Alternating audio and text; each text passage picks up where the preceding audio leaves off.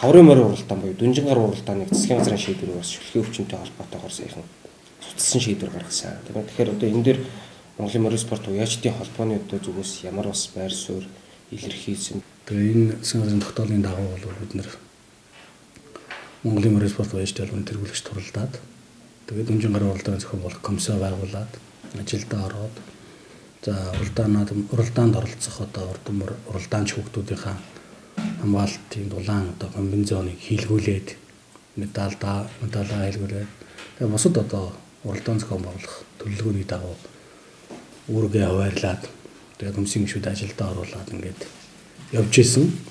Энэ нь бол нэгэн дотоо бас Монгол Улсын засгийн газраас гаргасан энэ шийдвэрийг бол Монголын морин спорт уяачдын албаа бол сүнтгэлдээр хүлээж авсан. Энэ одоо бас өргөн тархалттай байгаа энэ халдвартай өвчний үед бол энэ одоо бас урьдчилан зэрэглэх арга хэмжээ авч энэ баруун тал руу бусад одоо газар руу халдварлуулахгүй байх өвчний тархалтыг зогсоох зорилгоор авсан арга хэмжээ авах гэж ойлгож байгаа юм ч асуул байд. Энэ засгийн газрынхаа шийдвэрийг бол бас хүндэтгэлтэйгээр хүлээж авсан. За гэвч бол одоо бас үнэхээр энэ уяачдын хөдөлмөр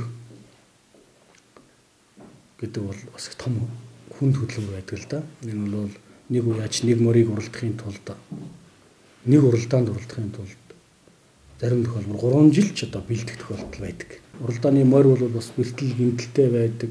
Бие эрэхт нь бас болохгүй өөрчлөлттэй байдаг. Давхлан гарахгүй байдаг. Энэ болгоныг уяач хүн бэлдэж нэг уралдаанд яг бэлэн болгоод яг тавих гэж байгаа үе байдаг. Дээрээс нь бол морины уралдаанд оролцсон морь уйна гэдэг бол нэг уяачийн асуудал биш байдаг л да.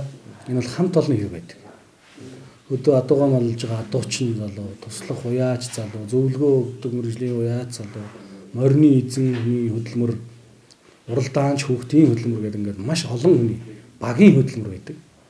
Тэгээ энэ үнэхээр бас цаг бас нэлээд тул шийдвэр гарсан учраас бол олон уяач бас Улаанбаатар хотод ирсэн байсан. Жишээлх юм бол одоо 500 км-ийн цаанаас ирсэн уяач мөртөгөө ирж байгаа уяачийн зардал зайлхаа хэд болох вэ? Тийм ээ. Ингээ энэ дэрхийн тулд бас тодорхой хэмжээний зардал мөнгө гаргаад тээврийн хөс төлөөд гомар бензин тасаа хийгээд энэ дээрээ зарим нь дээдл нь 2 сар зарим нь 1 сар бас уяачид байгаа. Мордоо бэлдээд энд одоо бас айлын гашаанд бас ингээд байж байсан уяачид жолон бий. Уяачд маань бол хүнд байгаа. Энэ уралдаануудыг зогсоогоол уралдахгүй болгоол ингээд бүтэн жилийнх нь хөдөлмөр. Энэ уралдааныг ингээд цуцалжахаар одоо тухайн уяачид бүтэн жилийн турш өвөлжөнгөө нэг мориод хийжээх, маллуулах гэх мэтлэнгээр албан бус байдлаар 10,000 орчим юм ажлын байр бий болдог гэсэн тийм яриа байсан. Тэгээд энэ ажлын байр бас байхгүй болно ч гэж бас нэг мэргэжлийн хүн ярьж ирсэн л дээ. Энэ дээр та бас нэг дэлгэрэнгүй хариулт. Тий. Монголын 60,000 уяачийн цаана зүгээр 60,000 адуучин залуу байгаа. 60,000 одоо туслах уяач залуу байгаа. Улаанбаатар хотын зүчээнд оруулж ирээд юм эсвэл гэртээ одоо ингээд мордоо хийж байгаа. Тэгэхээр бол зүгээр хамгийн багаар бодоход 30-40,000 ажлын байр байгаа юм шүү. 30-40,000 ажлын байр. Бид нар одоо яг тоогоо бүрэн гүйцэд судалгааны юм дуусаагүй. Одоогоор ирж байгаа юм тэр. Би судалгаатай баримттай ирж байгаа. Монголын морин спорт уяачтай холбоо уяачтай бүртгэгдсэн. Бүртгээд ингэрийн нэмдэг олгочихсон. Бүх сундаас бид уяачдынхаа дэлгэрэнгүй бүртгэл салбар холбоодоос одоо бол ажлын байраар хангаж байгаа хүмүүсийн судалгаанууд явагдаж байгаа. Одоогийн байдлаар ирээд байгаа нь бол 30-40,000 хүний одоо 40,000 орчим хүний материалууд бол ирдсэн байна. Залинжуулаад ажиллаж байгаа гэсэн. Тэгэхээр бол энэ олон хүний бас амьдралын их үүсвэр юм аа. Урдан морины уралдаан бол хэдийгээр Монголын үндэсний их соёл боловч энэний цаана бол хинээс ч хамаарахгүйгээр засаг төр оролцохгүйгээр энэ уяачид өөрсдөө цалинжуулаад өөрсдийнхөө уралдааныг санхүүжүүлээд өөрсдөө хөрөнгө оруулалт хийгээд юм аа. Монголын уяачид бол одоо Монголынхон урдан морины удам хөгжлийг сайжруулж байгаа олон одоо хөдөөгийнхөө уяачдад маш өргөн хэмжээний хөрөнгө оруулалтыг хийж амьдралын хөсвөрийг хангаж байгаа. Монголын урдан морины уралдаанд бол Монголын морин спорт уяачдын албаа бол Монгол Улсын засгийн газраас нэг ч төгрөг авалгүйгээр энэ уралдаан тэмцээнүүдээ зохион байгуулдаг. Энийг бас та бүхэн манаас нийт төрүүлж өгөөч. Тэгэхээр таны холбоон зүгээс бас уяачдынхаа хөдөлмөрийг үнэлүүлэх тийм ээ. Энэ ажил тал дээр одоо яг одоо ямар дөрвтэй ажлыг хийж байна. Тэгээ Монголын морин спорт уяачдын албаа бол 19 дахь жилдээ ажиллаж байна л да. Манай гоочч бол манай Ахмад бол үнэхээр олон сайхан ажлыг хийсэн. Одоо өнөөдөр бас энэ ажлыг бас авч явж байгаа хүмүүс бид ч гэсэн бас хичээж энэ ажлыг улам унахчихгүй юмсан, хөгжүүлж юмсан. Уяачаад уралдаанч хүмүүсийн хэрэгшгийг хамгаалах юмсан, Монгол соёлоо зөв зүйтэй аваа явуучих юмсан, гажууд боллгүйгээр зөв зүйтэй аваа явуучих юмсан гэсэн бодлогыг барьж ажиллаж байгаа. Монголын уяачдын хөдөлмөрийг үнэлэх хамгийн гол одоо үр дүнтэй үйл ажиллагаа бол хурдан морины уралдаан л гэдэг. Монголын үндэсний баяр наадмын тухай хуульд бол Монгол улсын засгийн газартай тогтоолуудад уралдаж айраг төрөнд орсон уяачдын амжилтыг Монгол улсын алдар цолон тодорхойлдог юм хуультай. Тийм учраас засгийн газар бол хавар зуны уралдааны тогтоолыг баталж өгөөд энэ нийт байгаа уяачд маань одоо хөдөлмөрөө үнэлүүлэхээр морьдоо уйж уралддаг л гэсэн үг. Тэгэхээр бас энэ алдар цолыг тухайн морь уйж байгаа уяачд бус эздэд нь өгдөг боллоо гэдэг ийм шүүмжлэл яригдж байгаа юм. Тэгээ энэ бас яригдж байгаа асуудал. Сая бол энэ жилийн хувьд тухайд ярихад бол Монголын морь спорт уяачдын албанаас бол тэр морь ардан уйж байгаа уяачдаа дэмжиж үндэсний баяр наадмын тухай хуулиар Монгол Улсын засгийн газартай тогтоолтой үсгийн уралдаануудад морь амжилттай уйж уралдуулсан уяачдад улсын зорилгоно гэсний дагуу бол уяачдаа тэргүүлэгчдийн авралаа дэмжиж явуулсан.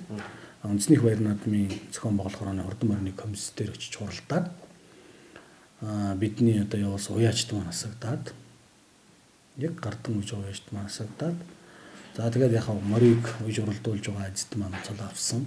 За бас зарим нэг уяачд бас авсан тал байгаа.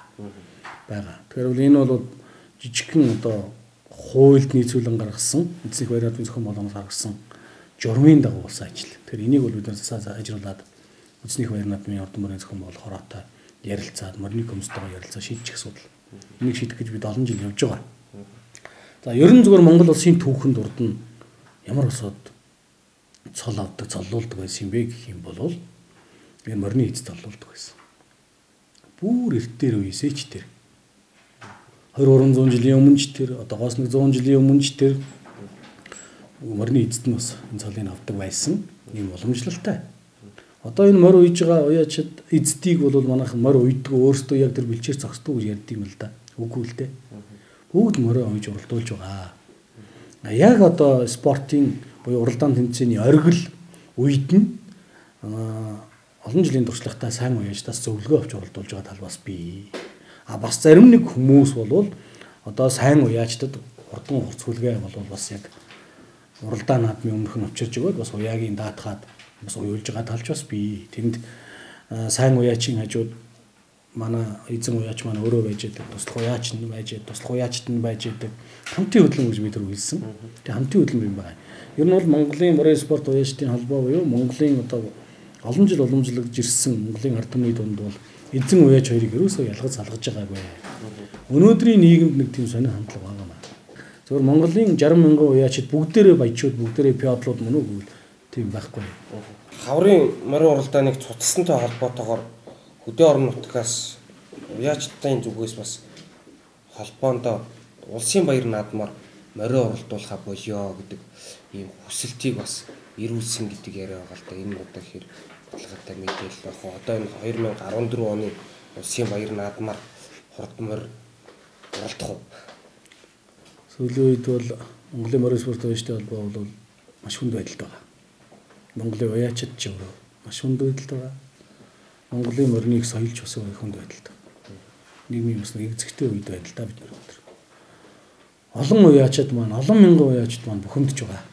Тэдний хөдөлмөр талаар боллоо. Хөдөлмөрөө үнэлэх цаг нь тулж ирсэн үед ийм уралдаан наадмын цуцлах ийм шийдвэр гарсан бол харамсалтай. Харамсалтай. Олон уяачид биднэрт бухимдлаа илэрхийлж байгаа, сан тусалтай илэрхийлж ярьж байна, уулзаж байна, уцтаж байна. Энэ уралдаан наадмаа хийж болдгоо байсан юм уу? Тэр шүлхий газар нь хийж болдгоо юм уу? Тэр онцгой дэглэм тогтоогоогүй байгаа газарт нь оролдож яагаад болдгоо юм? Бусад арга хэмжээнд болоод яваад байгаа үед яагаад болдгоо юм? Ер нь яагаад болгох талаас нь ажиллахгүй байгаа юм? Яагаад холбоо одоо байр суурь илэрхийлээд энэ морин уралдуул уяачдынхаа гişийг хамгаалахгүй байгаа юм гээд олон уяачд маань бухимдлаа илэрхийлж байгаа. Энийг бол бид ойлгож байна. Маш их хөдөлмөр хүч хөрөнгө зарцуулсан, цаг хугацаа шаардсан, хүний амьдралын бас тодорхой хугацаа бас энэ зарцуулагдсан гэдгийг бид нар ойлгож байгаа. Яг энэ үед сүүлийн одоо 1-2 жил ер нь энэ хурдан морины уралдаан шүүхтийн асуудал энэ Монгол наадмын хозооны тухай асуудлаар их ярьж байна. Хүүхдээр мориулахыг болий. Хавар мориулахыг хориглоё. Бүхэл юм хай, бой гэсэн тийм хандлага их гарч байна. Автомашины ослоор хүүхдүүд эндээд байгаа маа. Хүүхдийг автомашин замын хөдөлгөөнд оролцуулахаа болио гэж ярьдаг. Хүүхдийг харин яаж замын хөдөлгөөнд соёлтой оролцуулах вэ? Аюулгүй байдлыг яаж хангах вэ? Хүүхдийг бүтэхгүй гэмтээхгүй байхын тулд энэ замын хөдөлгөөний соёлыг яаж сайжруулах вэ гэдэг чиглэлээр ярьдаг баха. Тэрнтэй адилхан Монголын үндэсний хурдан морины уралдаан бол Монголын нийгмийн нэг үзэгдэл. Монголын нийгмийн салшгүй хэсэг. Монгол улс гэж байгаа цагт Монголын үндэсний хурдан морины уралдаан байна. Тэгээ мэрэгжлийн холбоо гэдэг ямар үүрэг зорилготой байгууллага юм бэ? Бид Монголын хурдан морины уралдааныг авчих үүрэгтэй байгууллага. Монголын уяачид уралдаан шүүхтүүдийн эрх ашигыг хамгаалах үүрэгтэй байгууллага. Мөн дээр нь бидний хамгийн гол зорилго бид бодлого гаргах хэрэгтэй. Цаашид энэ хурдан морины уралдааныг яаж зөв зүйтэй авч явах юм бэ гэсэн бодлогыг бид гаргаж байгаа. Өөрөөр хэлэх юм бол Монгол улсад хурдан морины уралдааны ангиллалыг тогтоосон бид. Энэ хурдан морины уралдааны ангиллалаар бид цааш нь энэ хөгжлийн бодлогоо тодорхойлоод явах юм бол өнөөдрийн тулгараад байгаа энэ асуудал маш их хэмжээгээр багаснаа. Бодлоготой чиглэлтэй болоод ирнэ. Өөрөөр хэлбэл би таамаг товчхон танилцуулъя. Үндэсний хурдан морины уралдаан буюу үндэсний их баяр наадам нэгдүгээрт. Энэ бол яг үндэсний их баяр наадам одоо монголчуудын уламжилж ирсэн энэ үндэсний уламжил соёлыг бол яг соёлоор нь үндэсний их баяр наадмаар зохион байгуулъя. Хоёр дахь нь морин спортын уралдаан байна. Энэ дээр морин уралдааныг мэрэгжлийн сертификаттай мэрэгжлийн морь уралдаанч хүүхд ундаг болгоё. Морин спортын чиглэлээр болгоё. Хоёрт нь. Гурав дахь нь морин дойруулгын уралдаан болгоё. Мэргэжлийн жокей Ахмад насан турсан том хүн ундаг болё. Ингээ гурван чиглэлтэй болоод энэ гурван чиглэлдээ тохирсон хууль дүрмтэй болоод гурван чиглэлдээ тохирсон мэргэжилтэнтэй болоод гурван чиглэлдээ тохирсон морьтой, уяачтай, уралдаан шүүхтэй болоод ирэхээр Монголын хурдан морины уралдааны өнөөгийн энэ төвшөнд үүсэж байгаа хүндрэл бэрхшээл бол үндсэндээ баг арилнаа гэж ойлгож болно. Тэгэхээр бол Монголын морин спорт уяачтай холбоо хурдан морины уралдааныхаа бодлогыг бол цэгцтэйгээр эмх дараатайгаар төлөвлөгөөтэйгээр гаргаж тавьж байгаа.